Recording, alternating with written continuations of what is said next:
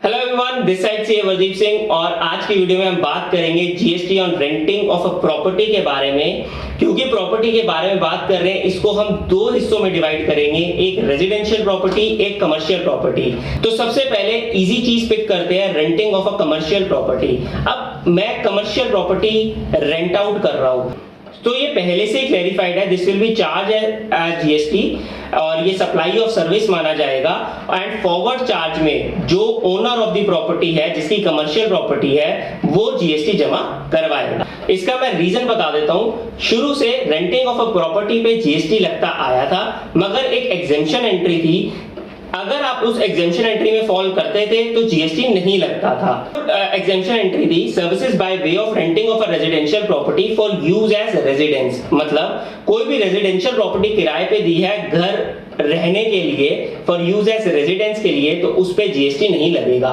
तो हम अपने पहले केस में आते हैं। मैंने अपनी कमर्शियल प्रॉपर्टी दी, तो जब मैंने अपनी कमर्शियल प्रॉपर्टी किसी को भी दी तो वो इस एग्जेम्पशन एंट्री से बाहर हो जाएगा एंड हेंस उसके ऊपर जीएसटी लगेगा। तो अब दूसरे फेज के बारे में बात करते हैं, renting of a residential property के बारे में।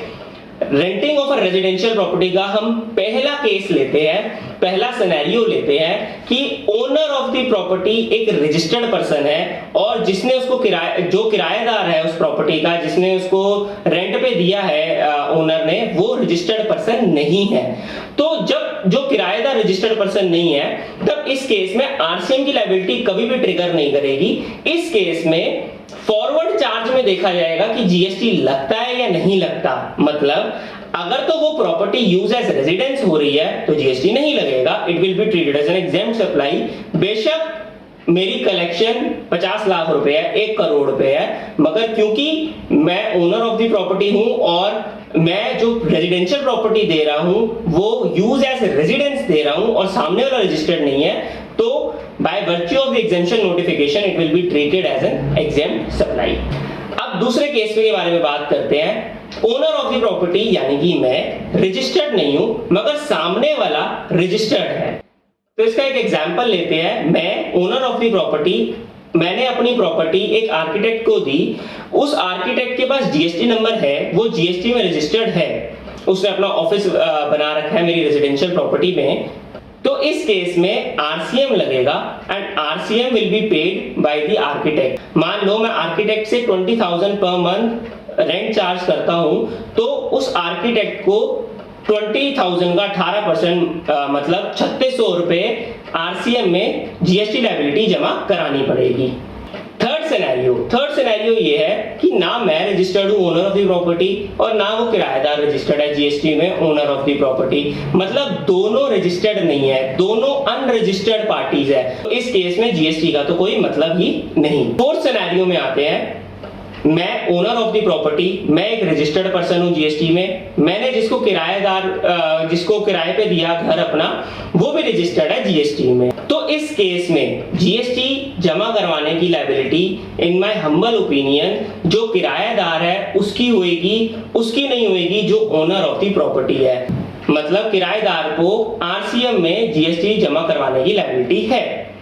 अब एक बहुत कॉमनली आस्क्ड क्वेश्चन है जो 18 जुलाई से पूछा जा रहा है मेरे से, कि मान लो एक सिनेरियो लेते हैं, क्योंकि renting of a residential property है और वो यूज एज कमर्शियल है। जो मेरा एक एग्जांपल था कि आर्किटेक्ट को दिया मैंने, जो मैंने सेकंड सिनेरियो लिया था कि मैंने अपनी प्रॉपर्टी एक आर्किटेक्ट को दी है। तो ये क्वेश्चन है, मगर इस क्वेश्चन में हल्की सी मॉडिफिकेशन है। मॉडिफिकेशन ये है, उस सिनेरियो में मैं रजिस्टर्ड पर्सन नहीं था, मगर इस सिनेरियो में जो मैं अब बात कर रहा हूं, इसमें मैं रजिस्टर्ड पर्सन हूं। तो मतलब मैं रजिस्टर्ड पर्सन हूं, मैंने अपनी residential property for use as commercial purpose एक आर्किटेक्ट को दी और मैं जीएसटी जमा करा रहा हूं। मतलब मैं आर्किटेक्ट से जीएसटी कलेक्ट करता हूं और मैं जीएसटी जमा करवाता हूं गवर्नमेंट को। ये चल रहा था 1 जुलाई 2017 से लेके 18 जुलाई 2022 तक। मगर अब क्वेश्चन ये आ रहा है कि क्या यही अभी चलता रहे, क्योंकि जीएसटी की लायबिलिटी तो ओनर दे ही रहा है, या फिर आर्किटेक्ट की लायबिलिटी है इसको आरसीएम में जमा कराने की। तो इन माय हम्बल ओपिनियन, क्योंकि एक स्पेसिफिक एंट्री है, ये एंट्री 17 जुलाई तक वैलिड थी कि मैं जब जमा करा रहा था जीएसटी। 18 जुलाई 2022 से मेरे हिसाब से आर्किटेक्ट की लायबिलिटी है जीएसटी जमा कराने की, रेदर देन उस ओनर की लायबिलिटी है जीएसटी जमा करवाने की जो renting of a residential dwelling कर रहा है for use as commercial purpose. इसका लॉजिक क्या है, why I have formed this opinion. इसकी आरसीएम की एंट्री जो है वो बहुत स्पेसिफिक एंट्री है जो कहती है services by way of renting of a residential dwelling to a registered person. यहां पे कहीं नहीं लिखा फॉर यूज एज रेजिडेंस। तो अगर मैं residential dwelling for commercial purpose दे रहा हूं और मैं रजिस्टर्ड पर्सन हूं, तब भी अगर सामने वाला रजिस्टर्ड पर्सन है तो वो आरसीएम में अपनी लायबिलिटी डिस्चार्ज करेगा rather than me paying the liability जो पहले चलता आ रहा था। एट लास्ट बस इतना कहना चाहूंगा, इसको डिफरेंट सिनेरियोज इतने लिए ताकि इसको एक सिंप्लीफाइड मैनर में समझाया जा सके। I will request everyone not to form opinion on the basis of my video, it was just an educational video. Thank you so much for being a patient listener, thank you for watching.